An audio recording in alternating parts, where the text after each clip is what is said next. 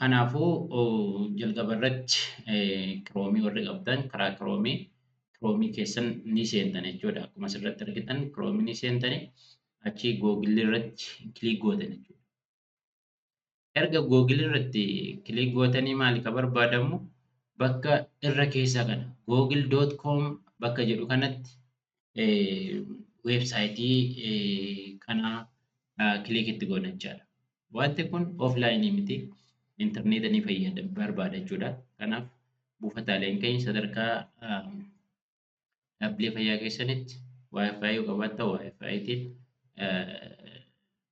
achi immoo paakeejiillee bitatanii akkaataa itti uumuu danda'an haala mijeessuun nurraa eegama jechuudha. Kanaaf bakka google.com jedhu kanatti kan inni galchina jechaadha. https tuqlamee e-learning jedhamee akka asirratti mul'atu kana jechaadha. learning dot moh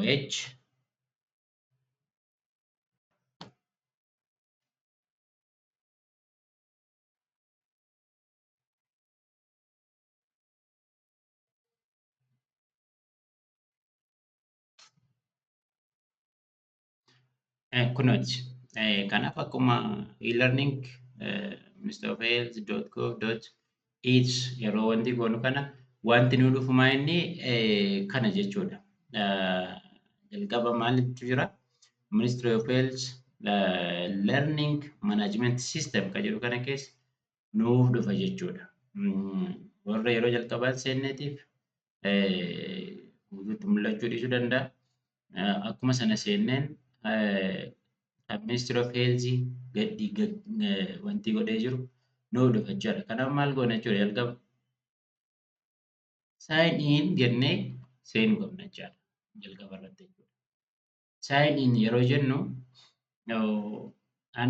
waan seenee jiruutiif akkanatti user name inni kun jalqaba irratti arginu kun user name jedhama. Kun user name jedhama. Kan haasa'anu kun immoo paaswoordii jechaadha. Kanaaf inni kun isin ammatti ofii keessan wanta kireet godhachuun isinirraa barbaachisu jechuudha. Kan isinirraa barbaachisu maa inni paaswoordii fi yuuzarneemii kanatu isiniif erge jechuudha. Akkuma isiniif ergeen isin kana galchitanii maal gootan jechuudha? Loogiin jettan jechuudha. Loogiin jettan. Maaliif kireet ta'ee waan isiniif jiruuf loogiin jettanii seentan jechuudha. Yeroo loogiin jettanii seentan bifa kanaatiin isinii dhufa jechaadha. Jalqaba irratti kan isin argitan waan kana. Eenyu yuuzariin tamasgennamee kan jedhu asirratti dhufa dhiifama. Haala kanaatiin isiniif dhufa jechuudha. Amma egaa sign in lammaffaa gochuun isin hin barbaachisu. Maaliif keessa jirtan keessan jechaadha.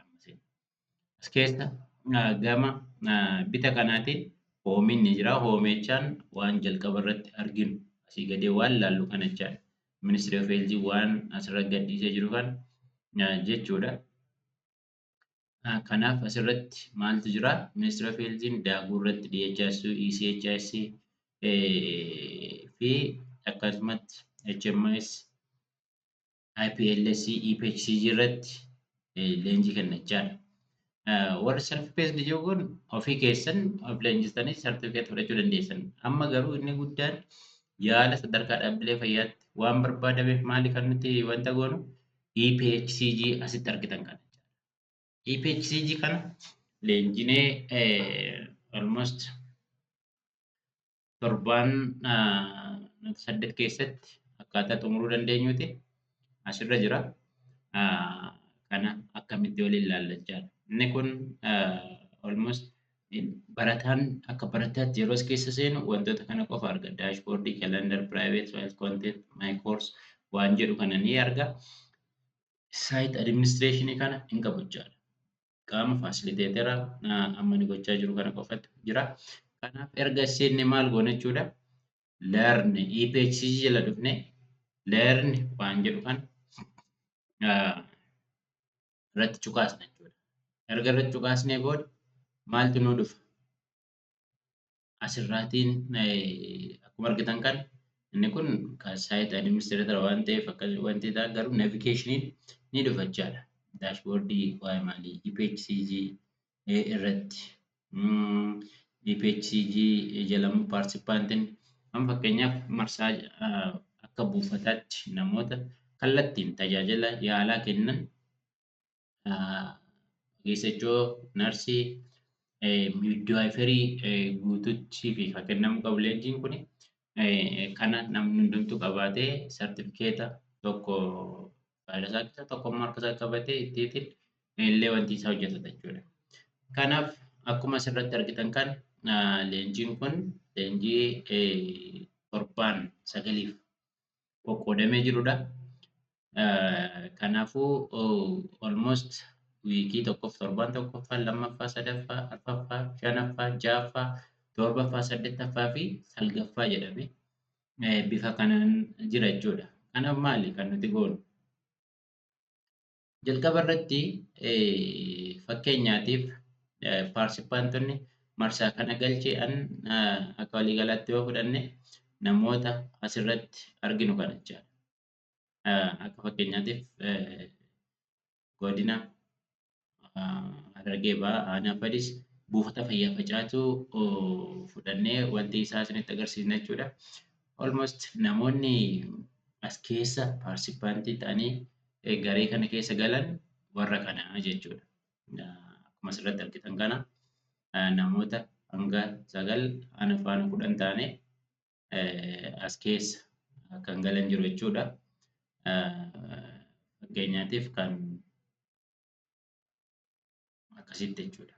Hundumti isaanii eessa guruppii warra buufata fayyaa Facaatuuti namoota hanga 9 ta'an bifa kanaatiin jiru jechuudha. Isaan kana galchinee jirra. Egaa isaan kun maal gochuu danda'u? Leenjii isaanii kallattii leenji'uu danda'u jechuudha. Kallattiin leenji'uu danda'u. Isaaniif leenji'uudhaaf maal gochuu qabani? Isaan paaswoordii isaanii, yuuzarneemii isaanii kan nuti gadi argineef kan qabatanii wanta gochuu qaban jechaadha. Kanaaf EPHCG learn erga jennee booda maal goona jechuudha? Torbee tokkoffaa keenya as dhufna jechaadha. Annaawunsmentii kun guyyaa eegalee annaawunsmentii isaa maanuwaala isaa yoo barbaadne daawunlood goonee dubbisuu dandeenya jechaadha. Maanuwaal EPHCG kana asirratti dubbisuu dandeenya. Annaawunsmentiin eegaluu isaa waanuma ibsamu jechaadha. Kanaaf jalqaba irratti maal goonaa jennee haa ilaallu. Wiikii tokkoffaa ni dhufna. Erga annaawunsmentii ilaalle kanarratti ni cuqaasna jechaadha. EPHCG Learning Website Navigation Guide akkamitti yeroo onlaayinii barannu kana akkamitti deemnaa waan jedhu kana asirratti akkaataa jiru kanaan dhufa jechaadha. Wantoonni akkas general exception message jettu kan dhiistanii isin yoo enter jettu jechaadha.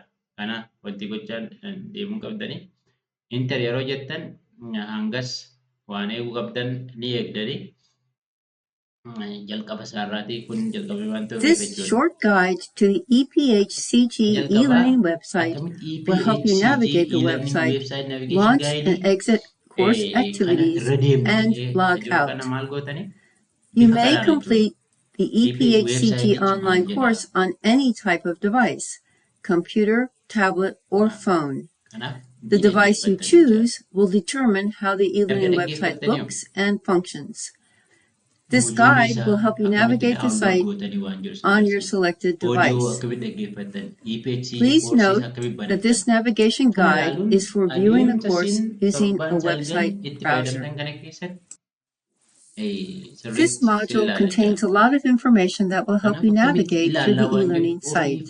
You may find it useful to download and/or print a copy of the presentation so you can read along as you view the module and so you can refer to the document later as needed to refresh your memory.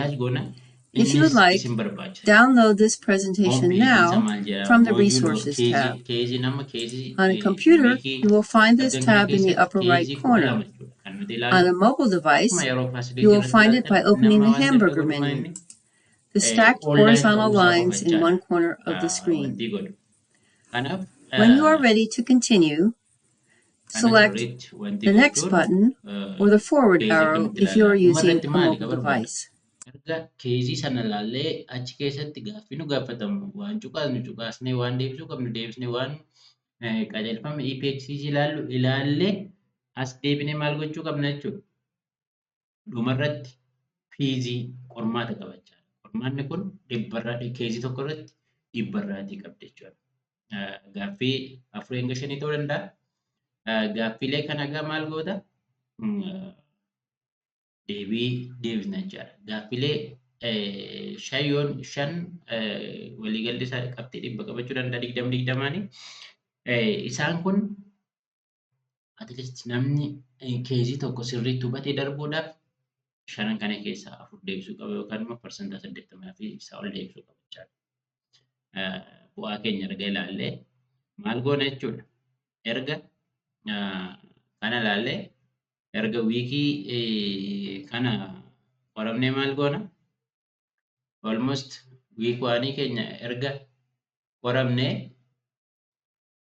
discussion forum kan jedhamu jira jechaadha. Discussion forum kana erga keezii kana qormaata keenya fidnee discussion forum kana gaaffiin namni facilitate godhu gaafatu jira jechaadha. Isa sanaaf deebii nutti fakkaate. Waan sana keessatti akkuma fidneeti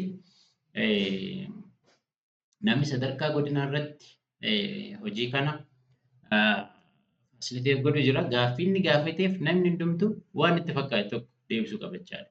Yeroo xumurtan bifa kanaatiin maal godhee darba jechuudha. Magariisa isiniif godha jechaadha. Mallattoon akkasii kun fixaniituu waan jettu dhufuu qabda jechaadha. Yeroo raayitii as keessa isinii godhu moojul 1 introduction to EPHCG xumuree jira namichi kun. Qabxii dhumarratti isinii qabuudhaaf discussion forumii kanarratti namni hirmaachuu qaba. Deebii isatti fakkaate deebisuu qaba jechaadha. Namni facilitator sadarkaa godinarra jiru taa'ee ilaalee kana koomentii godha waan ta'eef kana akkanatti cuqaasna jechaadha. Erga wanta keenya fidnee ni cuqaasna. Mallattoo akkasii kana yeroo isin dhuftu ishumarratti aksii gootanii erga cuqaastanii booda maaltu jira jechuudha. Namni dhimma kana facilitate godhu Tamasgeen Nameeti sadarkaa godinatti ogeessa jiru jechuudha.